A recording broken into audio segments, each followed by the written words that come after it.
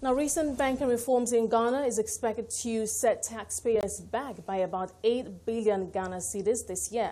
Kenneth, a lecturer and law program coordinator at the Lancaster University, Ghana, joins us from Accra to analyze the impact of the banking reforms on the country. Kenneth, thank you so much for joining us today. Now, according to Moody's Investor Service, we're expecting the this reform to increase public debt to around 72.4% of the country's GDP. However, it expects that to fall to around 68.9% of GDP by 2019. How do you see the fiscal authorities responding to this?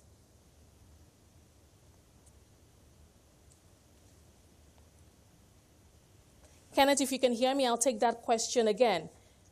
According to Moody's, we're expecting the banking sector reforms to increase public debt to around 72.4% of the country's GDP. How do you expect the fiscal authorities to respond to this?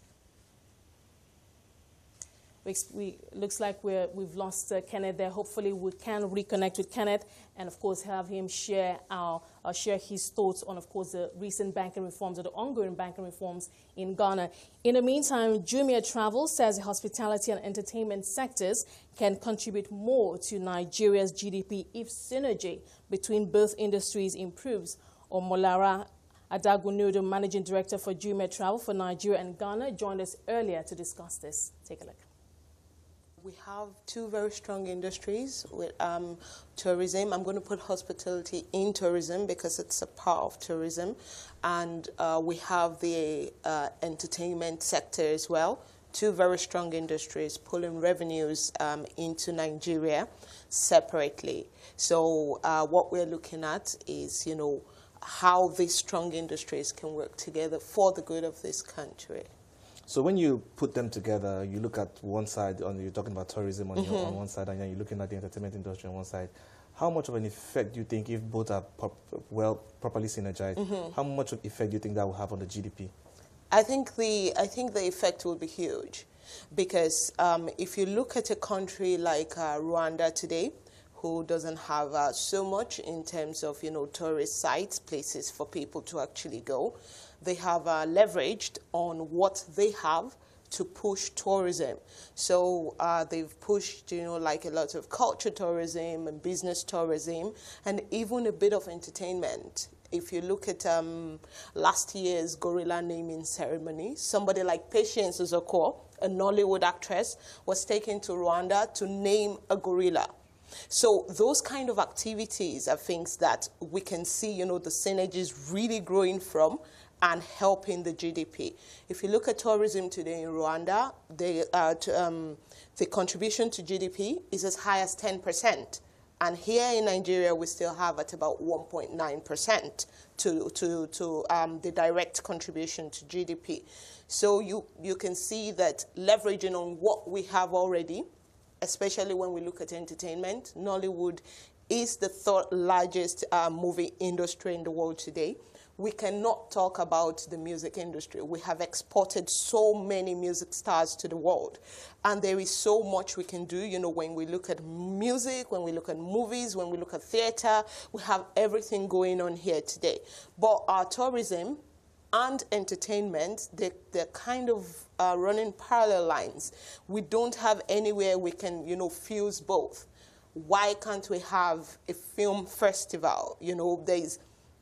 Look at what the French did with Cannes Film Festival. It started, I think, in the 40s or so. And look at how much it has grown year on year, pulling tourists into the country, coming to see the film festival, to see the culture of France. We can bring all these things together to work for tourism. So when you look at the key players that need to come together, from associations to, which do you think can be the best to come together to move the needle in the fastest possible way? Well, I would say it here. We need to start taking tourism seriously as a country. It's a bit sad that we don't even have a minister for tourism. And it shows the extent to which our leadership thinks tourism is relevant. If you look at Dubai, for instance, they're exporting as much oil as we are here, and yet that is just 20% of their GDP. The rest comes from tourism. So until we get to that point as a nation where we take tourism seriously and we see the earning potential in it, then it becomes very hard. This is not one of those things we can, do bottom up. It has to be top down in this case. It has to be a centered seriousness on tourism and entertainment. We have seen some, some help for the entertainment industry in the past couple of years. If we have that kind of same help, into hospitality and tourism, then these industries will be well aligned, will be ready to move forward. If you look at what Lagos State government is doing now, I don't know if you've noticed the entertainment hub that they're starting to create at Oworo, the place that is being filled. That's going to be a massive entertainment hub, because a state like Lagos State has seen the future. We need to be ready for tourism and entertainment together and be ready to move it forward. And we're borrowing a leaf from Dubai's books and saying we need to develop this thing where people would want to come and have fun, would want to see Lagos State, and will be entertained while they're here. So I think it has to be government starting with taking a stance to see the earning potential and then investing more in tourism, marketing our country, the tourism and the entertainment in it together to the outside world. But going beyond the government, how can the private sector and other actors in both industries, come together? What are your suggestions for collaboration? For collaboration, we need to actually start with really going out to work together, endorsements, starting to go out of our way, in the industries to reach out to other people and try to work with them. I spoke to a movie producer about a couple of months ago. He wanted to do a movie somewhere in the north, and the ideas that came out of that were, how do we fuse this, into the Kano Durbar? How do we get people going to Kajuru Castle? How do we showcase the things that we have in Nigeria through movies? And we took those discussions, to the next level, and it's in the plan as we speak.